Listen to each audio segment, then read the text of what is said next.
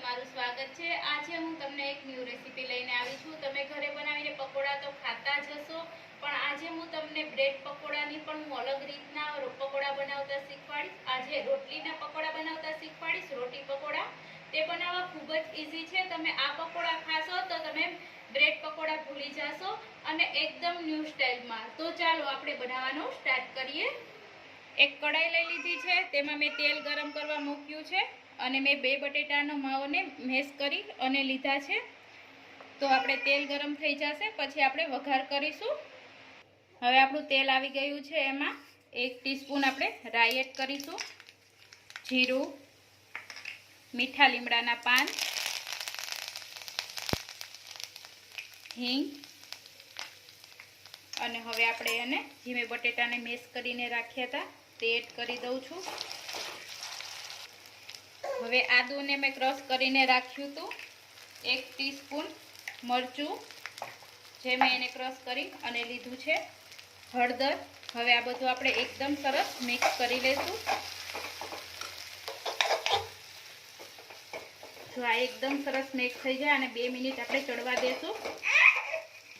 હવે આપણે 2 થી 3 ટેબલસ્પૂન લીંબુનો રસ, ગરમ મસાલો, લાલ મરચું પાવડર તમે સ્કીપ કરી શકો છો, જેવું તમે તીખું ખાતા હોય એ પ્રમાણે એડ કરી શકાય, ખાંડ અને સ્વાદ અનુસાર નમક। આ બધું હવે હું મિક્સ કરી લઉં છું એકદમ સરસ। હવે આપણે કોથમીર એડ કરીશું અને આને આપણે સરસ રીતના હલાવી લઈશું અને હવે હું આને એક બાઉલમાં કાઢી લઉં છું। હવે આપણે બેટર બનાવીશું। મેં 2 વાટકી ચણાનો લોટ લીધો છે, 1 નાની વાટકી કોર્નફ્લોર લીધો છે। કોર્નફ્લોરથી એકદમ સરસ ક્રિસ્પી બનશે, બહારથી એકદમ સરસ ક્રિસ્પી અને અંદરથી એકદમ સરસ નરમ। હવે 1 ટીસ્પૂન આપણે હળદર, સ્વાદ અનુસાર નમક અને હવે આપણે થોડું થોડું પાણી નાખી અને બધું મિક્સ કરી લેશું। આપણે થોડું પાણી એડ કરશું જેથી કરી અને લમ્સ ના રહે। આ રીતના જરૂર પ્રમાણે પાણી એડ કરતા જશું। આ એકદમ સરસ યમી બને છે।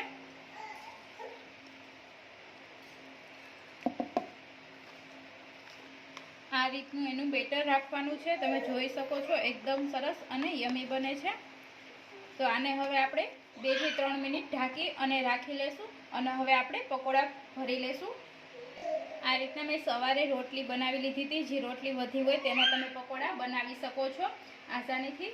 હવે હું એક રોટલી લઈ લઈશ। હવે મેં ગ્રીન ચટણી બનાવી છે તે આપણે ઉપર લગાવીશું। ગ્રીન ચટણી એકદમ ઓપ્શનલ છે, તમારે લગાવી હોય તો જ લગાવી શકો છો, બાકી સ્કીપ કરી શકો છો। ગ્રીન ચટણીથી એકદમ સરસ ટેસ્ટ આવે છે અને જે હવે આપણે મસાલો બનાવ્યો હતો તે આપણે આની ઉપર લગાવી દઈશું। આ રીતના બધે આ એકદમ સરસ યમી, તમારે બ્રેડની પણ જરૂર નહીં પડે, એકદમ સરસ પાથરી લીધો છે। હવે આપણે ઉપર બીજી રોટલી લગાવી દઈશું, તેની ઉપર આપણે ગ્રીન ચટણીથી એકદમ સરસ ટેસ્ટ આવે છે। મેં એકદમ તીખી નથી કરી। હવે ઉપરથી પાછું આપણે મસાલો લગાવી દઈશું। હવે ઉપર મેં આ લગાવી દીધું છે। હવે ઉપરથી આપણે રોટલી મૂકી અને આ રીતના આપણે કટ કરીશું।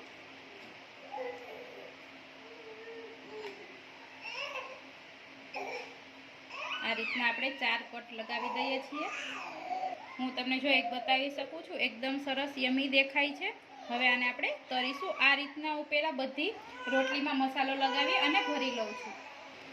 આપણું બેટરને આપણે એકવાર હલાવી લેશું। આ રીતના એકદમ સરસ સ્મૂથ થઈ ગયું છે અને મેં બધી જ પકોડા આ રીતના રોટલીમાં ભરી લીધા છે।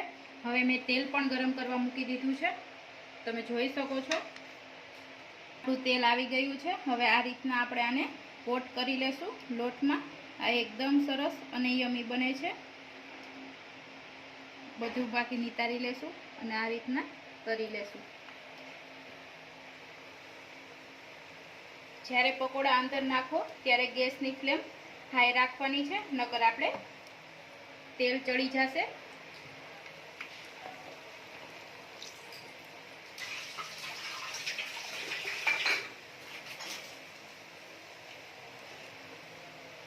હવે આ બધાને આપણે એકવાર ફેરવી લેશું।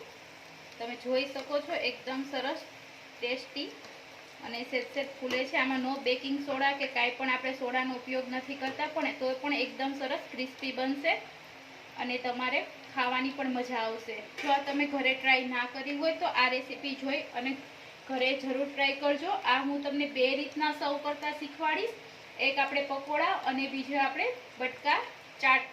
હું તમને બંને રીતના સર્વ કરતા શીખવાડીશ। સેજ બ્રાઉન રંગની થશે ત્યાં લગીને આપણે એને ચડવા દેશું, પછી ઉતારી લેશું। જો આપણે એકદમ સરસ બ્રાઉન રંગના થઈ ગયા છે। હવે આ બધાને નીચે ઉતારી લઉં છું। એ રીતના મેં બીજા પકોડા બનાવ્યા છે તે હું તરી લઉં છું। અને તમારે ચણાની લોટ જગ્યાએ મેંદો ઉપયોગમાં લેવો હોય તો તે પણ લઈ શકો છો। મેં અત્યારે ચણાનો લોટ લીધો છે। હું તમને એક બતાવી શકું છું કેવા સરસ ક્રિસ્પી તમે જોઈ શકો છો અવાજ। આ રીતના એકદમ સરસ બહારથી ક્રિસ્પી અને અંદરથી એકદમ સરસ સોફ્ટ બને છે। આ રીતના જો એકદમ સરસ બહારથી તમે લેયર જોઈ શકો છો ને એકદમ સરસ યમી બને છે। હવે આપણે સર્વિંગ પ્લેટમાં સર્વ કરીશું। આપણા પકોડા બની અને તૈયાર છે, તો તમે આ રીતના એને સર્વ કરી શકો છો। હું બીજી રીતના તમને મસાલા પકોડા બનાવતા આ જ રીતના સર્વ કરતા શીખવાડી, તે પણ યમી અને એકદમ ટેસ્ટી બને છે। તમે બે રીતના ગમે તે રીતના ખાઈ શકો છો। તો હવે હું તમને કટકા મસાલા ચાલો બનાવીએ। આ રીતના મેં એક બાઉલ લઈ લીધું છે, તેમાં આપણે આ રીતના કટકા એડ કરી દેશું। આ રીતના જોઈ શકો છો તમે, હું મૂકી દઉં છું।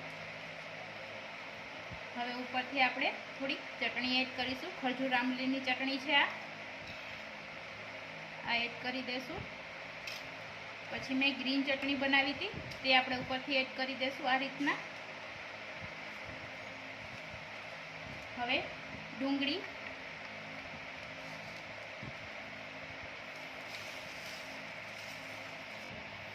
ઝીણી સેવ,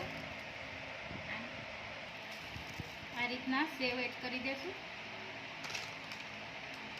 હવે આપણે મસાલા દાણા એડ કરીશું આ રીતના। હવે ઉપરથી કોથમીર અને આપણી કટકા ચાટ બની અને તૈયાર છે। મસાલા પકોડા અને મસાલા કટકા બંને એકદમ ટેસ્ટી અને યમી લાગે છે। તમે જોઈ શકો છો ખાવાની પણ એકદમ સરસ અને મજા આવે છે। તો આ રીતના તમે બનાવી અને બાળકોને આપી શકો છો। જો તમને મારી રેસીપી ગમી હોય તો લાઈક કરો, શેર કરો અને સબસ્ક્રાઈબ કરવાનું ના ભૂલશો।